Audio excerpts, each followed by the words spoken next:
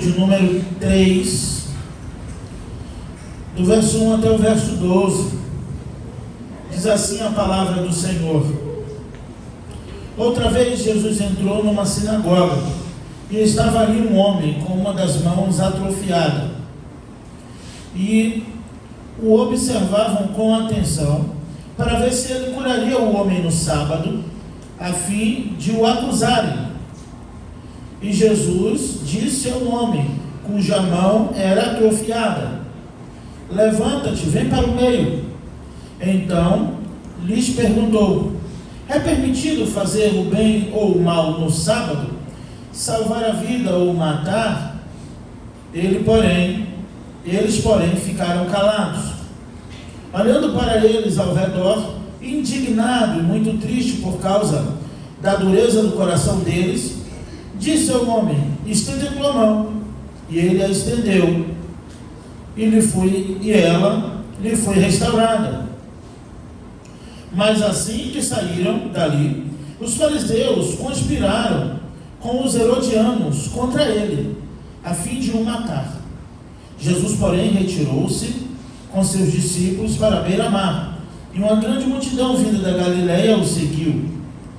Tendo ouvido falar de tudo quanto ele fazia, foram até ele grandes multidões, procedentes da Judéia, de Jerusalém, da Idumeia, e do outro lado do Jordão, e das regiões ao redor de Tiro e Sidom. E ele disse aos seus discípulos que eles preparassem um barquinho, por causa da multidão, para que não lhe comprimissem, pois havia curado muitos, de modo que todos, quando tinham alguma doença, empurravam-se na direção dele para tocá-lo. E quando os espíritos impuros o viam, prostravam-se diante dele e gritavam: tu és o Filho de Deus. Mas ele os repreendia com severidade, para que não divulgassem quem ele era. Senhor meu Deus, fala conosco, ó Pai, continua falando conosco, agora na exposição da Tua Palavra, pois vimos o Teu agir em tudo que foi feito aqui nesta manhã.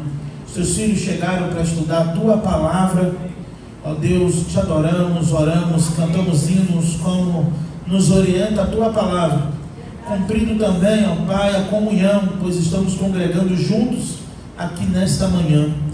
Ó Pai, agora fala conosco através da Tua Palavra, porque precisamos ouvir a Tua voz. Ó Deus, em nome de Jesus é que eu te peço e já te agradeço. Amém e amém. O Evangelho de Marcos, ou o próprio Marcos, tem essa finalidade no seu Evangelho, que é de apresentar o poder, o senhorio de Cristo em todas as áreas. Ele apresenta Cristo, o Evangelho de Marcos, com todo o poder, com o poder de Deus. Marcos apresenta muito também a divindade que residia, que fazia parte, né, e que de fato era o próprio Jesus. Ele era Deus. Então, em alguns momentos, como aquele do telhado, podemos observar claramente, quando os amigos descem, aquele homem que a primeira palavra de Jesus foi: perdoados estão os teus pecados. E eles ficaram muito chateados com isso. Irmãos, o cenário aqui, e o público-alvo, ou aqueles que estavam em volta de tudo isso que aconteceu, é o que chamaríamos hoje de igreja. Sim, a sinagoga era um lugar, e foi estabelecido na Babilônia, para que os judeus, pois estavam cativos ali, e ficaram ali 70 anos, aproximadamente, para mais ou para menos aí uns 2 anos, mas para que eles pudessem adorar ao seu Deus. Então, na Babilônia, surgiu a sinagoga, a ideia de ter um lugar para que no sábado os judeus pudessem ir, o que chamamos hoje de culto, para orar, pois não tinham um templo, então eles tinham sinagogas. Na época de Jesus, tinham muitas sinagogas. Alguns estudiosos acreditam que só na época de Jesus ele frequentou, ele passou por mais de 400 sinagogas. Tinham muitas sinagogas. Era um lugar onde eles se reuniam aos sábados, e um grupo de religiosos, de homens escribas, fariseus, cúpulas religiosas se reuniam para adorar, para ler a Torá, o Pentateuco, ler os profetas, e assim por diante. Então, isso tudo acontece dentro de uma sinagoga. De novo, quando olhamos na carta do Apocalipse, o próprio Jesus, repreendendo uma das igrejas, diz que dentro daquela igreja, e aí uma das 7, é bom que você leia as 7 cartas, 7 igrejas, mas dá uma olhadinha com atenção a repreensão de Jesus sobre uma daquelas igrejas, dizendo que dentro de uma dessas tinha uma sinagoga de Satanás, dentro de uma dessas igrejas. E ele diz o porquê era a sinagoga de Satanás, porque alguns que diziam ser irmãos e não são, ou não eram. Então uma sinagoga dentro da igreja, uma cúpula dentro da igreja, lá no Apocalipse, você volta lá para, né? Como eu sei aqui que ninguém faz parte de nenhuma sinagoga de Satanás, ninguém vai ficar chateado, né? Vai até ler, vai conferir, né, Dani? Então, ninguém vai ficar com medo de ir lá conferir, porque ninguém aqui faz parte de nenhuma sinagoga de Satanás, né? Mas dentro da igreja, de uma das igrejas do Apocalipse, a menção de Jesus é que dentro daquela igreja tinha uma sinagoga de Satanás, pois alguns diziam ser irmãos e não são, ou não eram, mas eles estavam ali, mas eles iam ao templo, eles iam à igreja, e a repreensão chega para o anjo da igreja: tenho porém contra ti uma coisa, pois permitiu a sinagoga de Satanás ali dentro da igreja. Essa cena onde esses homens, olha o cenário comigo aí no próprio Evangelho, no texto que acabamos de ler. Esse cenário, essa conspiração de matá-lo, esse sentimento dentro do coração deles, acontece dentro da sinagoga, no ambiente de culto, no lugar de adoração, no lugar de ler a palavra, no lugar de orar, de falar com Deus, de ouvir a voz do Senhor, de estudar a lei de Deus. Foi ali. Eles não foram para um outro lugar, eles conspiram no mesmo momento em que o evento acontece.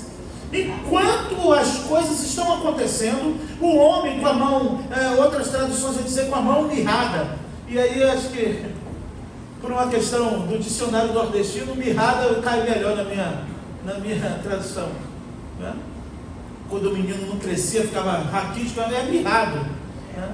É mirrado. Então o homem tinha uma mão atrofiada, uma mão mirrada, que para os judeus qualquer tipo de deficiência física já era um sinal de que aquela família não foi abençoada, já era um sinal de pecado hereditário, uma maldição na família.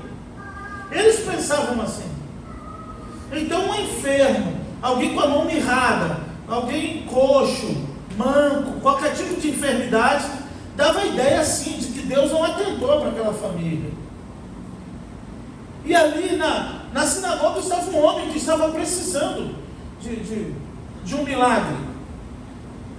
Talvez quando ele foi à sinagoga ele nem tinha essa finalidade, mas ele estava lá, e quem entrou na sinagoga foi Jesus. Diferente de algum lugar onde Jesus está ensinando que a multidão veio, Jesus que foi à sinagoga, e esse homem já estava lá. Percebe? Dá uma olhadinha no verso 1 comigo, do capítulo 3. Outra vez, Jesus entrou na sinagoga. Estava ali um homem com uma das mãos atrofiadas. Jesus entrou na sinagoga. Esse homem já tinha ido para o culto. Ele já estava lá. Possivelmente ele era um frequentador da sinagoga. E nada tinha acontecido na vida daquele homem até Jesus aparecer naquele lugar. Mas ali tinham doutores, os herodianos, os fariseus, escribas, homens conhecedores da lei, homens que estavam reunidos em nome de Deus. Mas Jesus fica tanto indignado quanto triste pela dureza do coração deles.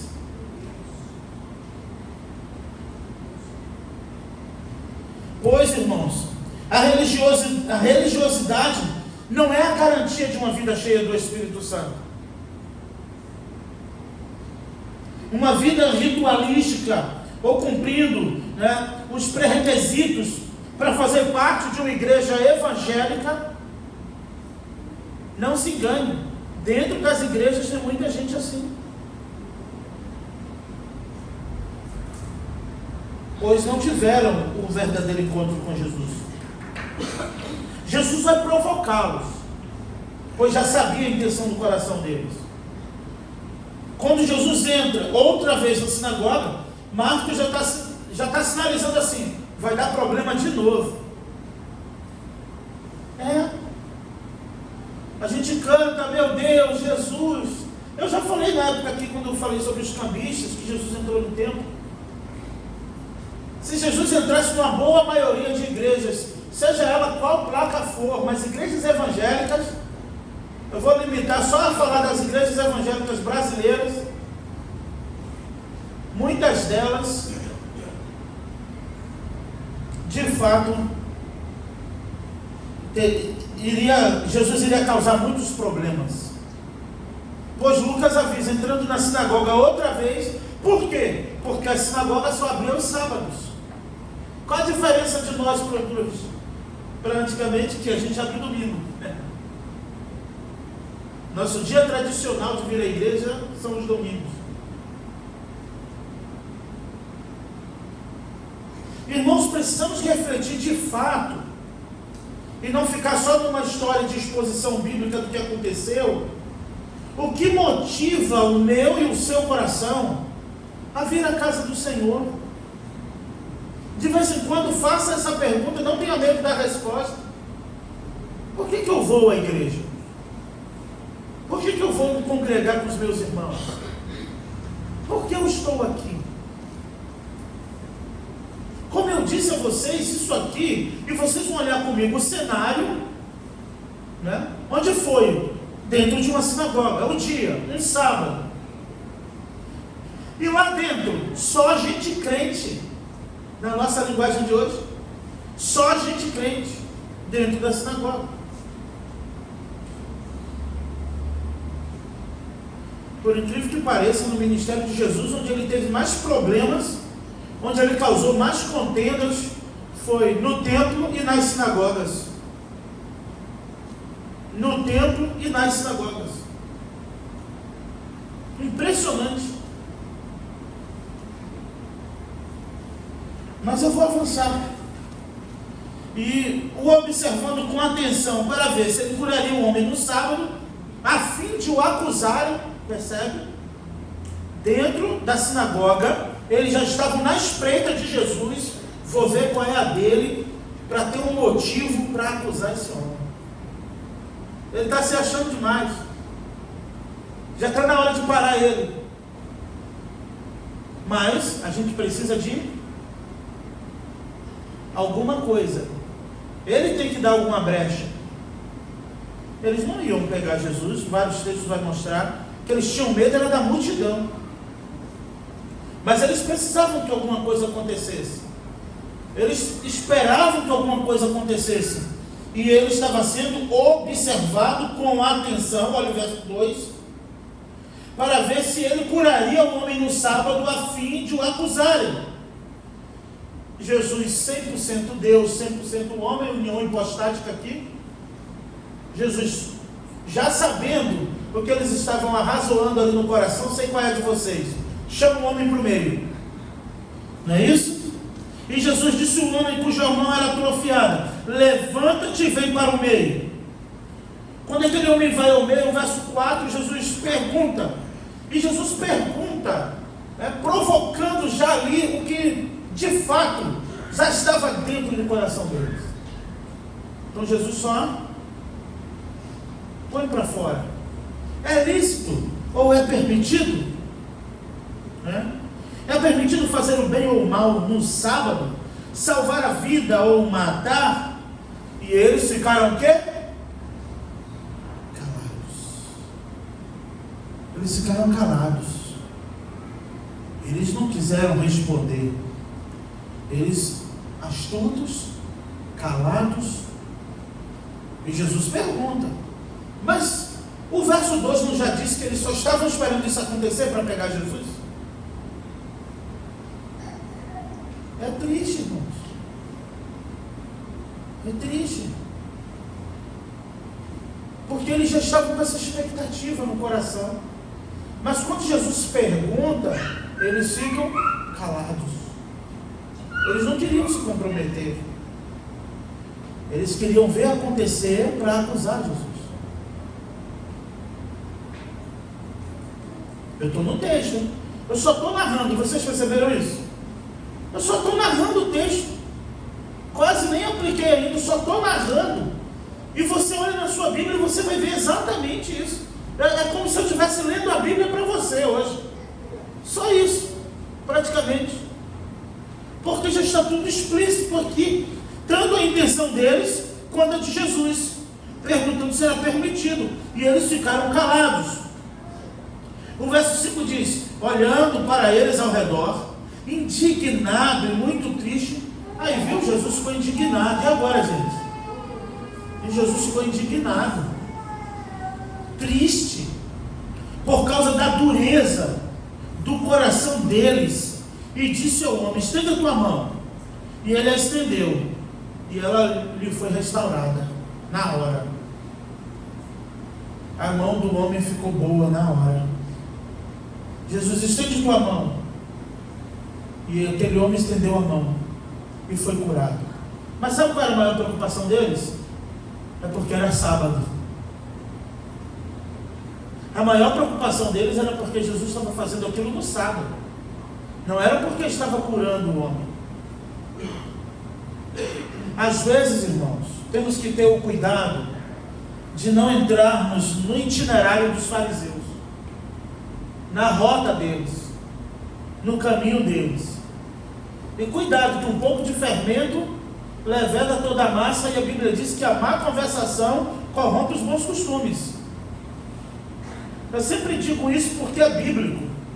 O próprio Jesus, que andou 3 anos e meio com seus discípulos, ficava, cuidado, observa, mas não faz o que eles fazem. Cuidado. Mas Jesus não era o Filho de Deus? O próprio verbo encarnado? Por que Jesus tinha advertido os seus discípulos, dizendo, olha, cuidado? Por que Paulo, sendo o apóstolo Paulo, como hoje nós temos essa dimensão do seu apostolado e ministério, diz, guardai-vos dos fermentos. Isso é Jesus, guardai-vos dos fermentos dos fariseus. E Paulo dizendo, um pouco de fermento faz inchar toda a massa. É porque a ação de Satanás é sutil. É quase que imperceptível. Ele age no sofisma ali, fermentando.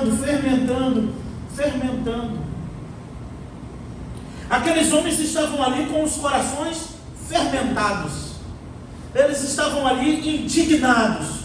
Antes de Jesus fazer o milagre, eles já estavam, não, no sábado não é possível. Se ele fizer, agora a gente pega ele. E Jesus foi lá e o homem ficou com a mão curada. E qual o cuidado que nós temos que ter? É que quem se apega demais ao que é religioso, perde a noção do miraculoso. Quem vive muito tempo na religiosidade, no ritual, perde o senso, o discernimento do espiritual. Aconteceu um milagre ali que nem a medicina conseguia fazer. Nem com várias sessões de fisioterapia a mão daquele homem voltaria ao normal. Não se sabe porque sua mão, ela não só foi um problema, ela era atrofiada, era uma mão mirrada.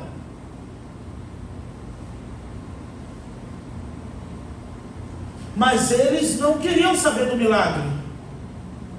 Eles queriam saber da religião. Coisa que o homem, e aí é o que eu digo, é outra coisa. Os que estavam reclamando viam o homem lá toda semana e foram capazes de fazer alguma coisa. Não conseguiram sequer curar, fazer algo.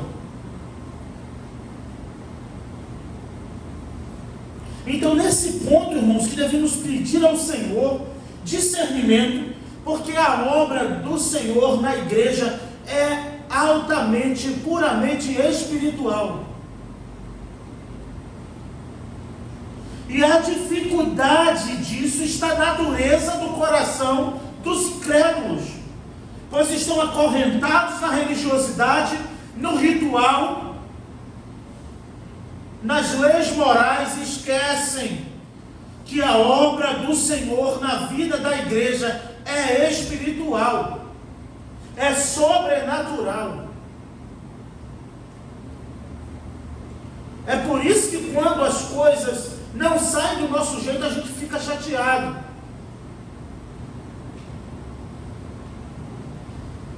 Porque a obra do Senhor na igreja e da igreja é espiritual. E Ele vai usar quem Ele quiser para fazer, para que as coisas na sua obra aconteçam. Ele vai usar, e eu falei isso essa semana com o irmão, Deus usa quem Ele quer, irmãos. Mas, de fato, aqueles que já têm o coração inclinado a ser usado. Porque Ele não invade o coração de ninguém. Esses homens estavam ali, eles tinham um coração duro. Em Romanos, Paulo vai dizer que aqueles que já tinham uma inclinação àquele tipo de pecado, de delito, de erro, o Senhor entrega as suas próprias paixões carnais. E tem aqueles que de fato experimentou a salvação em Cristo Jesus, que tem a inclinação por sua natureza ser pecaminosa, mas ele, mesmo não tendo forças e mesmo não conseguindo, ele luta para não ser assim. Mas tem pessoas, irmãos, que gostam de ser assim. Tem pessoas que gostam de ser ruins. Tem pessoas que gostam de ser más. Tem pessoas que gostam de ser duras. Tem pessoas que gostam de ser ignorantes. Tem pessoas que gostam de ser ruins, que são inclinadas a isso. E eram que, de fato, esses homens estavam ali dentro da sinagoga e esperou. Quando o homem ficou curado, alguém deu glória a Deus? Não. Qual foi o próximo passo? Agora eles começaram a pensar em matá-lo. Dentro da sinagoga. Dentro da igreja. Percebe isso? Quando Jesus olha ao redor, verso 5, fica no 5 comigo. Olhando para eles ao redor, a plateia ali observando Jesus, Jesus dá aquela olhada ao redor e ficou triste e indignado. Quem estava ali naquele lugar, o Filho de Deus, era o Deus em carne, que habitou entre nós, indignado e muito triste por causa da dureza do coração deles, disse ao homem: estende a tua mão. E ela lhe foi restaurada, e a mão daquele homem ficou curada, voltou ao normal. Não se sabe se esse homem rendeu graças a Deus e decidiu e foi salvo ali por Cristo, mas foi uma resposta de Jesus. A cura do homem foi uma resposta de Jesus à dureza do coração deles. Foi sobre a dureza do coração.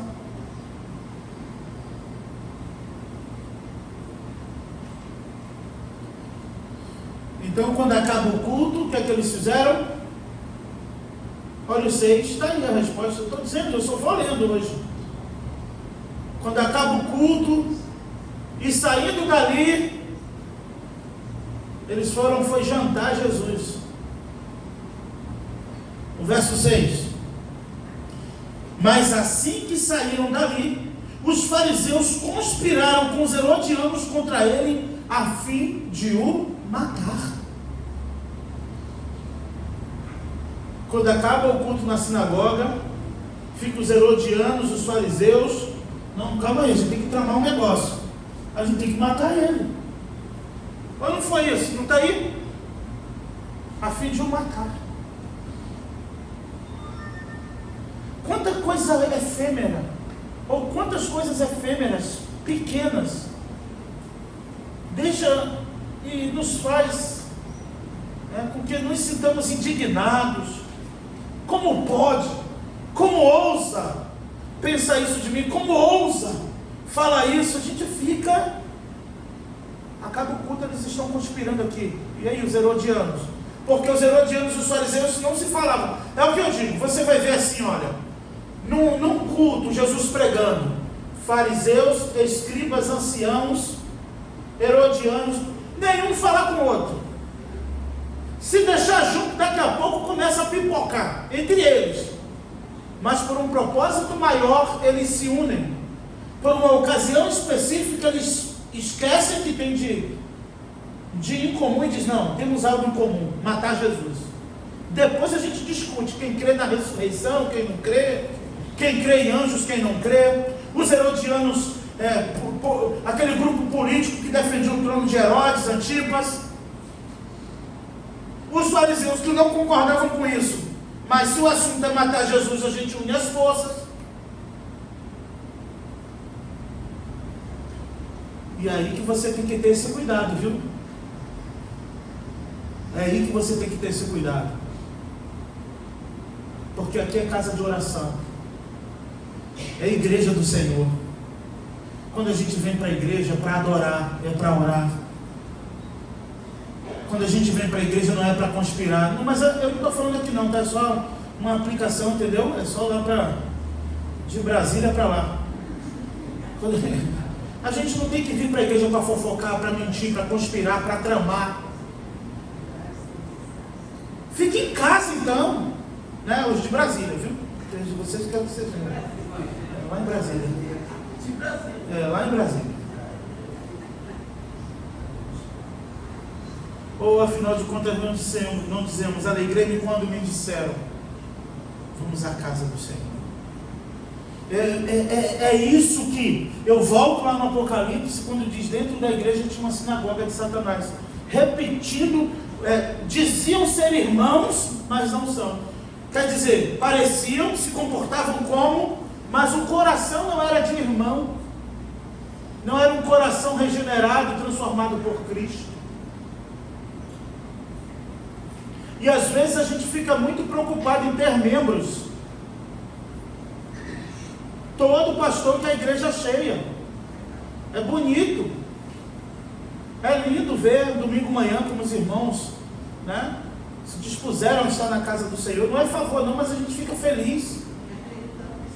Isso, acredito que todo mundo é salvo. Eu prefiro assim, que todo mundo aqui é salvo em Cristo Jesus. Porque só o fato de ter decidido vir à casa do Senhor, alguém te moveu e alguém te trouxe aqui, foi o Espírito Santo de Deus.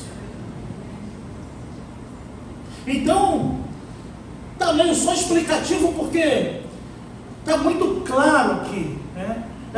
É isso que eu gosto, e isso que eu defendo, e com unhas e dentes sobre a pregação expositiva, que é você abrir o texto, ler o texto, explicar o texto e aplicar o texto. Está aqui, vocês conferem comigo. Acabam de sair, os herodianos se juntam com os fariseus e dizem, bom, a gente tem um problema. Qual o problema? Esse homem está curando demais. Ele acabou de curar a mão do homem ali, é sábado, rapaz, como é que pode? Os herodianos nem guardavam sábado. Para os herodianos tanto faz se Jesus fazia isso no sábado ou não. Mas eles tinham algo em comum: matar Jesus, tirar Jesus de cena. E essa decisão foi depois de um culto.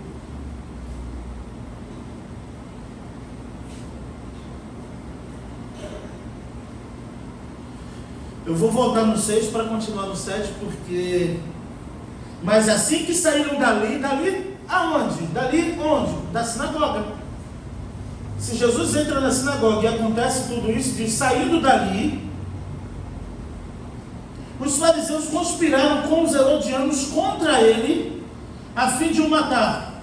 Jesus, porém, retirou-se com seus discípulos para a beira-mar, e uma grande multidão vinda da Galiléia o seguiu.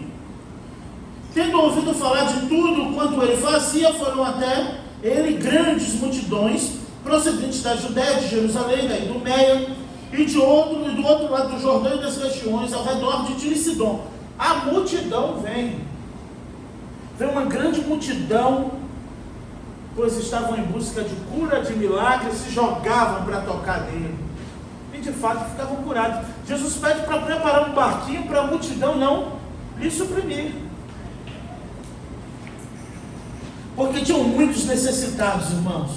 Tinham muitos que estavam precisando de um milagre. E ouvindo que um homem da mão atrofiada acabou de ficar com a mão boa, e Jesus cura aqui, cura ali, eles foram até Jesus. E está dizendo aqui o verso 10, porque ele havia curado a muitos. Pois ele havia curado a muitos, então a multidão recorre a ele, de modo que todos, quando tinham alguma doença, empurravam-se na direção dele para tocá-lo. E aqui é muito fácil fazer uma aplicação desse ponto. Muitos querem tocar em Jesus, mas não querem caminhar com Jesus. Não, Jesus, eu só quero tocar. Eu só preciso da cura, não preciso de você.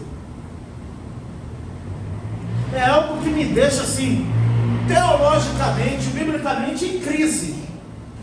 Você não está tão grato pela cura? Entrega a vida para Jesus, que se Ele te curou, o que você está fazendo da sua vida? Não, eu vou oferecer algo ao Senhor pelo que Ele fez. Ele quer a tua vida, Ele quer te salvar do inferno, da morte eterna. Mas a multidão aqui só precisava de Jesus porque Ele tinha a cura. Eu quero tocar nele, não quero caminhar com Ele. E tem pessoas, como eu disse lá do lado de Brasília, que já tocou em Jesus faz tempo, não caminha mais com Ele. Tocou, tem até uma história para contar. Tem até uma história bonita para contar do dia, mas nunca mais andou com Jesus. Não quis, só precisava da cura, só precisava do milagre. Mas andar com Jesus não é tão fácil assim. Por quê? Porque para andar com Jesus, você não tem que fazer. Eu digo, o evangelho é isso. As pessoas pensam, quando eu for cristão vou ter que fazer. Não, não vai ter que fazer nada. Sabe o que você tem que fazer? É deixar de fazer. O evangelho é o contrário. As outras religiões têm uma lista de exigências para você ser daquela religião ou daquela seita. O evangelho, você tem que deixar de mentir, você tem que deixar de beber, você tem que deixar de fumar, você tem que deixar de se prostituir, você tem que abandonar essas coisas. E essa é que é a parte difícil. Porque muitos só querem e só precisam do toque de Jesus. E até sabem, viu? E falam com toda a convicção. Já viu alguém te falando com tanta emoção e convicção? Foi Deus. Foi Jesus. Eu tenho certeza que foi Jesus. E o que você está esperando?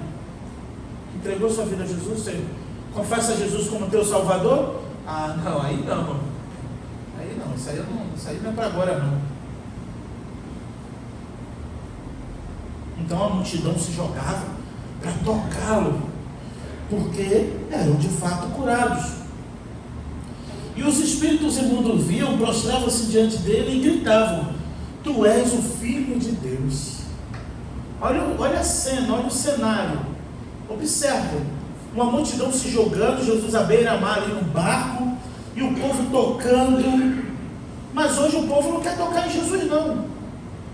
Quer tocar em Gustavo Lima, quer tocar nos sertanejos, quer tocar nas festas. O povo de hoje vai para outra multidão e diz que é de Jesus. Não quer que eu fale não, me bota no invisível. Me bloqueia para eu não ver. O pastor está falando isso porque vê minhas redes sociais. Também. É por isso também que você vai, grita lá no show e para Jesus não dá um amém, porque é batista.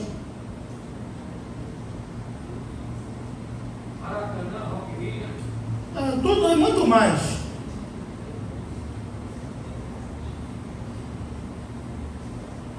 Mas é batista, a gente não pode bater palma, porque é batista, a gente não pode dar glória a Deus alto, a gente não pode chorar para não estragar a maquiagem, não pode chorar para não pensar que está passando por algum problema.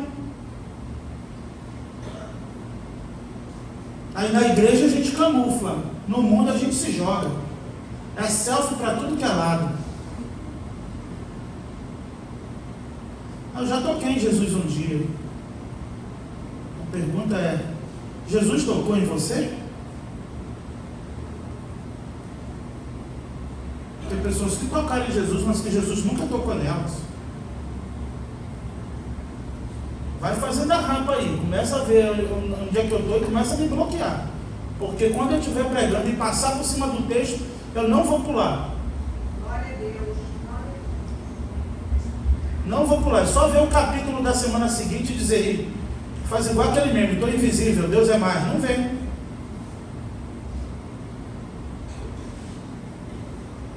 Porque assim, a multidão quer tocar, mas não quer ser tocada. Muitos querem tocar para obter algo, mas se Jesus, não toque em mim não, que eu quero continuar assim. O Senhor não se deixa escarnecer. O Evangelho é coisa séria. Talvez você nem seja salvo vivendo desse jeito. Você deve rever realmente, revisitar a sua fé e conferir se de fato Jesus tocou em você. Porque ele disse que aquele que beber da água que eu lhe der nunca mais terá sede. E se tu tem sede do mundo, tu está com defeito de fabricação. Tua salvação está capenga, defeituosa, ele não aceita oferta manca.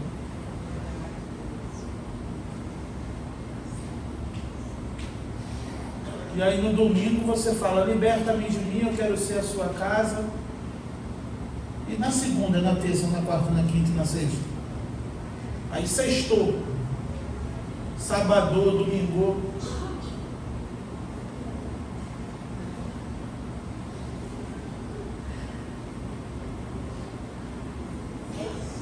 E a multidão, ele está curando, ele está fazendo. E vamos lá para tocar nele. E tocavam. E eram curadas. Só não eram salvas. Percebe? Eram curadas, só não eram salvas. Ou você pensa o quê? Que todo mundo que Jesus curou foi salvo? Está no céu agora só porque ele curou? Você pensa que cura salva? Lágrimas salva? Só Jesus salva. E se você quer ter tudo, mas não quer ter Jesus, você não é salvo. Precisa ser um dia. E aí eu não faço apelo para ficar vindo na frente, fica difícil o negócio. Fica mais difícil a tua vida.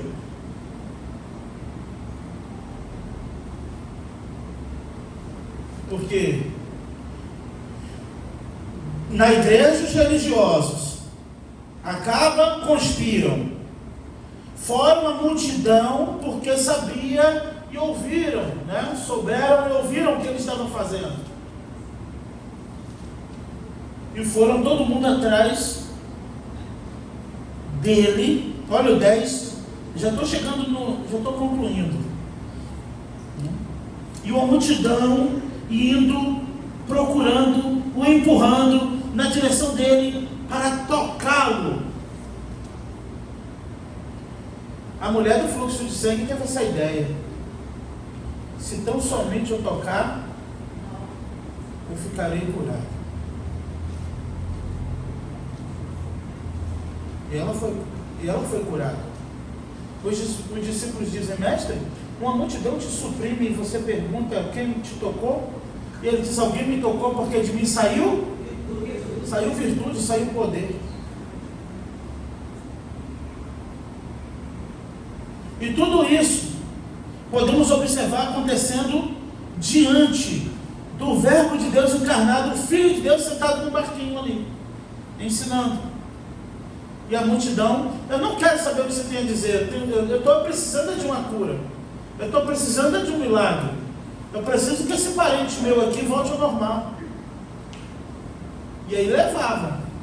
E foram levando pessoas, uma multidão. E isso foi acontecendo, é por isso que hoje, vassoura ungida, água santa, água benta santa, e bota nomes. E vamos pegar qualquer objeto e botar um nome e vender. Porque o povo não quer Jesus, o povo quer comprar o milagre e a bênção. O povo quer ser curado.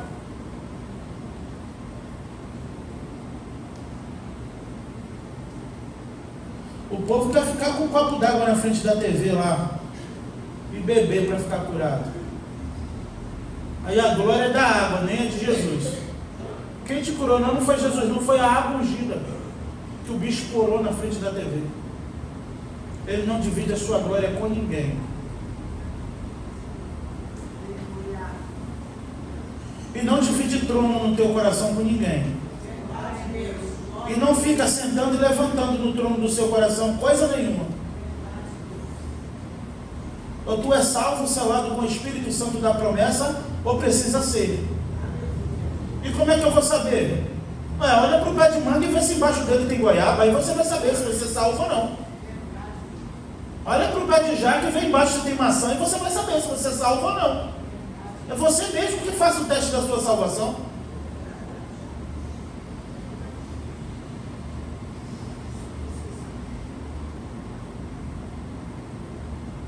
Porque esses homens aqui, um grupo religioso, não faltava um sábado, mas eram religiosos, não tinham senso do espiritual, do miraculoso. E Jesus se entristece, fica indignado com a dureza do coração deles, a incredulidade, a irmã que não falta culto.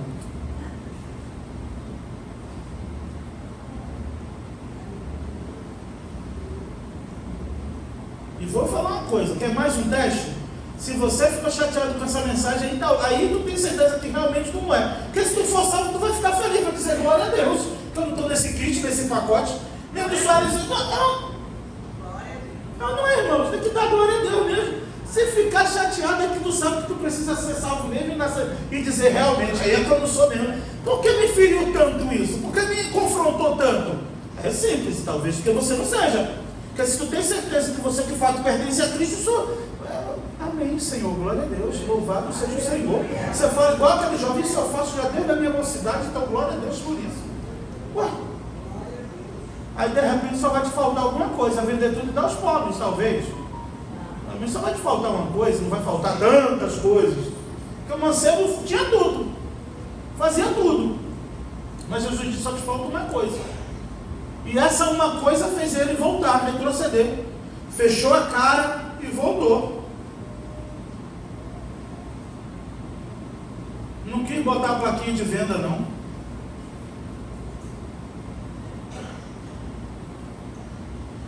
E aqui uma multidão, onde os demônios vão até Jesus para dizer que ele é o quê? Vê aí, o Filho de Deus. E sabe o que Jesus tem que fazer, pastor? Não divulga, não. Jesus tem que repreender severamente os demônios. Tem que repreender severamente os demônios. Para não falar que Jesus é o Filho de Deus.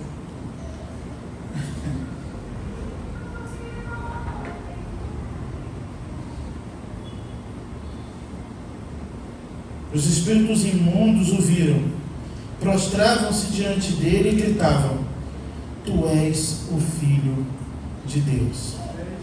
Mas ele os repreendia. Quem? Os demônios, os espíritos impuros. Ele os repreendia com severidade, para que não divulgassem quem ele era. Claro, querem matar Jesus dizendo que é o Filho de Deus. Os demônios dizendo, tu és o Filho de Deus. Ele diz, cala a boca. Nem entrevista com demônios Jesus fazia. Cala a boca.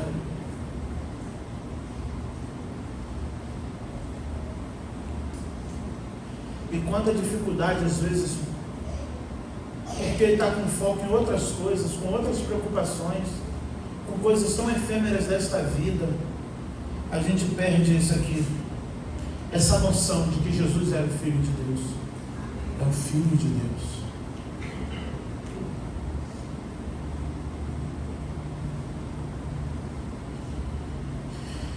Ele repreendendo com severidade para que eles não gritassem, não divulgassem quem ele era. E hoje, na nossa geração, lá do lado de Brasília, a gente tem que implorar para nas redes sociais o crente botar um versículo de Jesus.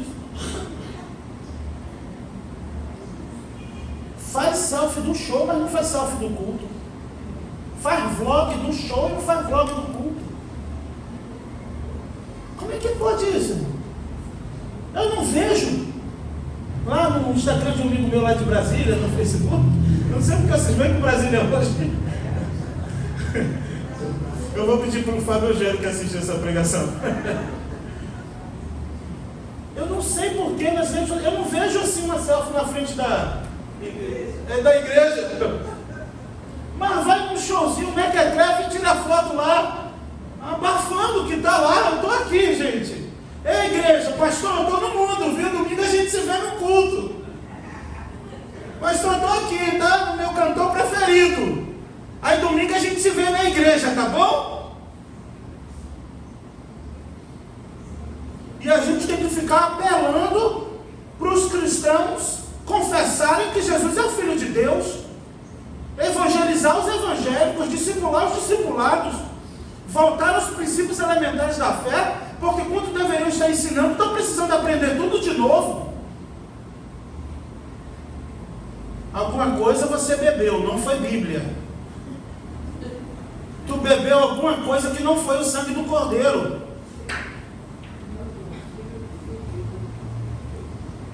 Porque os demônios, estou no texto, não estou, irmão, só que aí eu aproveito, né? Agora chegou a minha vez, né? Eu não vou preparar um sermão só para isso. Mas quando chega a hora, eu digo, tá bom, sermão expositivo te espera. Os demônios ficam, tu és o Filho de Deus, e Jesus fala assim, irmão João, não fala que eu sou Filho de Deus, não. E a igreja? Bota um versículo lá. Pode ser na linguagem de hoje, que fica mais light. Bonitinho aqui o letreiro, tira uma selfie assim, vai ali na calçada lá do Molina aí. Domingo, mas sextou, todo mundo quer te mostrar. Eu não sei. Que diacho de evangelho é esse? O de Jesus não é um outro evangelho. Vai ali, acaba o culto e tira uma selfie assim. Domingo, manhã. Não, ele quer cantar domingo manhã daquele Santana, como é o nome daquele que canta domingo de manhã? Deixa eu beber água. Pega assim e fala, domingo de manhã, prefiro estar aqui na PBCP, domingo de manhã.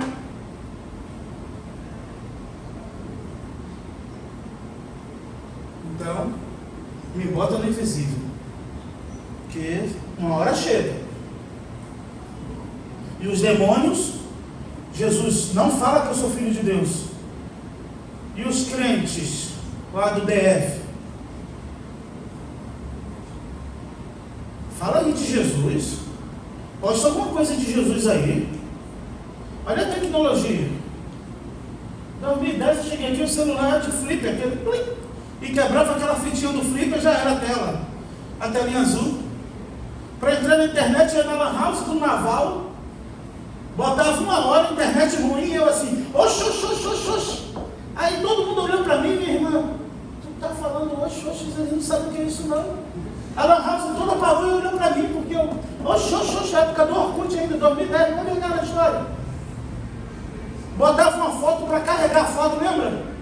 Aí acabava a hora do Naval, tinha que ver só depois, botando R$2 uma hora, para ver a mensagem, porque não estava todo mundo ao mesmo tempo. Mas hoje, aqui ó, você consegue, no banquinho consegue jogar videogame na hora da pregação, jogar cobrinha, jogar não sei o que. Satanás tirando a semente do Evangelho. Consegue fazer tudo no culto, no celular, e não consegue mandar um alegrei-me quando me disseram vamos à casa do Senhor. Toma jeito, sujeito.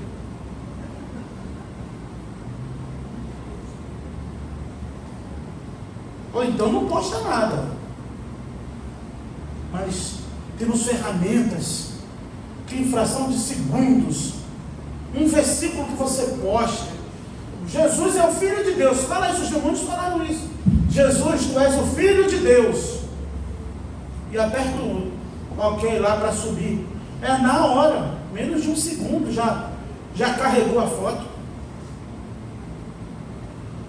Mas não. Tem as atividades, tem culto, EBD, 3, 4 gatos pingados que botam lá as atividades.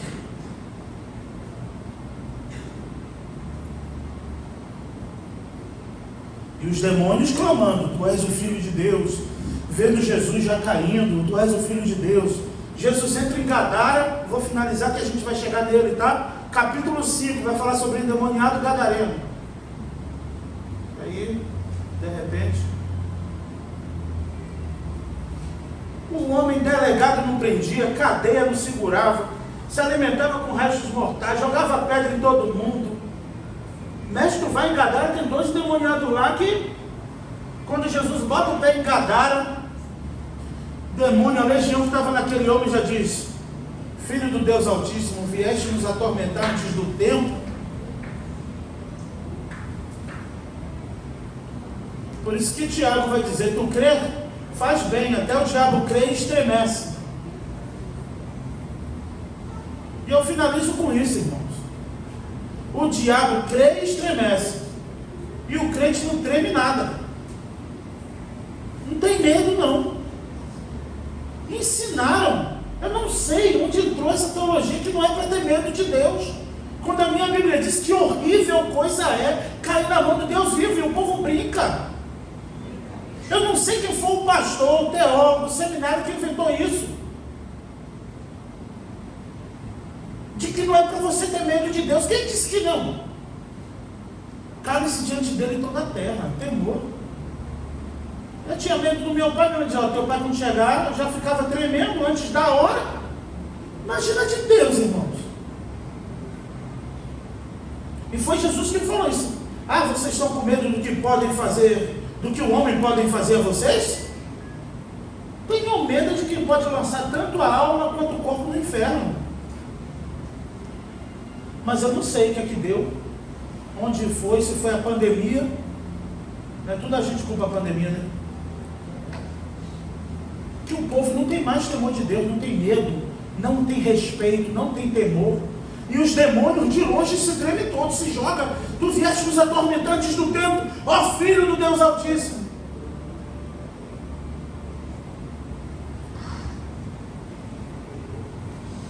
Amém. Amém. Vamos orar. Normalmente os meus sermões não tem aquele final feliz, sabe? Aquele tópico para você sair sorrindo. A homilética ensina que o último tópico, né, tem que ser aquele que é para os irmãos saírem. O meu é o contrário. Senhor meu Deus e meu Pai, obrigado por tua palavra, pela oportunidade de expor as